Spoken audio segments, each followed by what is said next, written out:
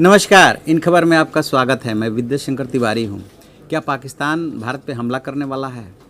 लगता तो नहीं है, लेकिन उसके यहाँ से जो मंत्री बयान दे रहे हैं या जो उसकी तैयारियाँ चल रही है, उससे ऐसा लग रहा है जैसे कि जब से अनुच्छेद 370 कश्मीर को लेकर के ख़त्म हुआ, तब से वो कुछ इस तरह की गतिविधियों में शामिल है कि किस तरह से भारत को परेशान किया जाए।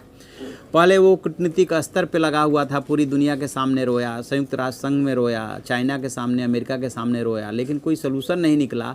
तब वो अलग अलग तरीके अपना रहा है। उसी में से जो एविएशन रूट होता है, उसने कहा कि हम बंद कर देंगे। वो शायद ये बात भूल गया कि उस रूट को बंद करने से भारत को कम, पाकिस्तान को ज़्यादा नुकसान है, क्योंकि भारत जितने उड़ानें पाकिस्तान के आसमान से भरता है, उसके लिए बाकायदे उसको फ़ी चुकाता है, और पाकिस्तान की जो माली हालत है उसमें वो काफ़ी मायने रखता है। लेकिन पाकिस्तान नहीं मान रहा है। अब उसके यहाँ से आया है कि नहीं, हम एविएशन रूट बंद नहीं कर रहे हैं, हमने तो कराची को 3 दिनों के लिए बंद किया था। यानी कि अपने ही वो बोल भी रहा है और अपने ही खंडन भी करते रहा है। बहरहाल अभी जो खबर आ रही है वो ये आ रही कि पाकिस्तान इस बार जो है हमला, कोई भी आतंकवादी हमला करेगा तो उसका तरीका एकदम बदला हुआ होगा। वो समुद्र के रास्ते कर सकता है, यानी कि अब की बार वो पाताल का रास्ता अपनाना चाहेगा, और इसके लिए बाकायदे उसने नौसेना कमांडो तैयार किए हैं।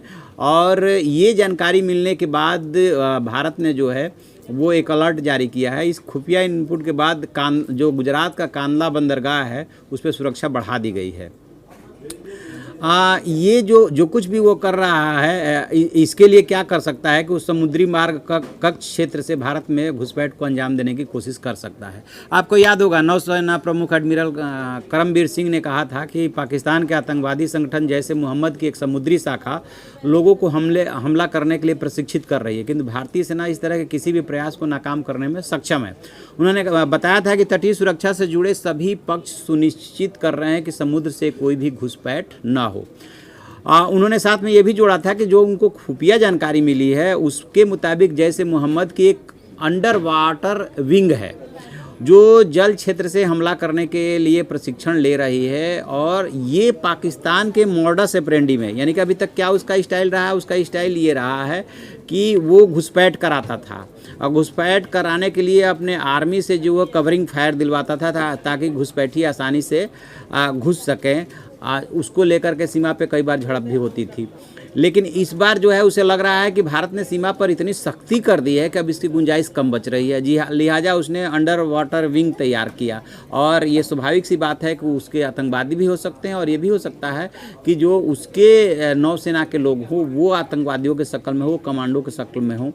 और भारत का कहना यह है कि नौसेना, समुद्री पुलिस, राज्य सरकारें और सभी को जो है ये अलर्ट कर दिया गया है कि आप इस पर नज़र रखें कि कोई घुसपैठ ना होने पाए। एक चीज़ और हम आपको याद दिलाना चाहेंगे कि वो जो 26/11 का हमला हुआ था मुंबई वाला, उसमें भी समुद्री रास्ते का ही इस्तेमाल किया गया था। ये बात अलग है कि उसका जो मॉडस ऑपरेंडी था वो थोड़ा डिफरेंट था कि आप समुद्री रास्ते से आए, उसके बाद शहर में घुसे और फिर गोलीबारी की, और उसके बाद से बहुत सारे लोग मारे गए थे। उसमें IPS समेत पुलिस वाले भी काफ़ी मारे गए थे और आम जनता भी मारी गई थी।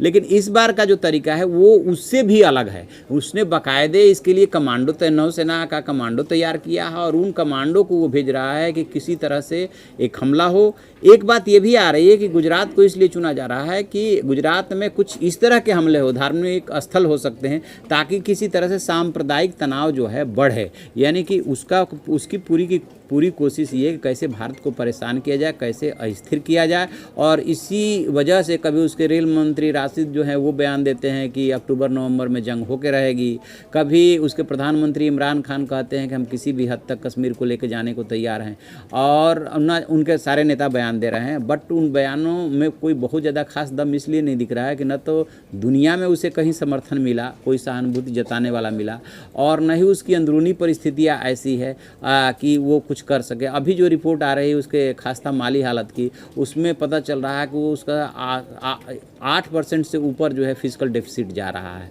तो उसकी जो माली हालत है वो अच्छी नहीं है। लेकिन कुछ न कुछ खुराफात इसलिए वो करता रहेगा ताकि किसी तरह से कश्मीर का जो है अंतर्राष्ट्रीयकरण हो और ज़्यादा से ज़्यादा उसकी चर्चा हो। इससे ज़्यादा पाकिस्तान कुछ करने की स्थिति में नहीं है।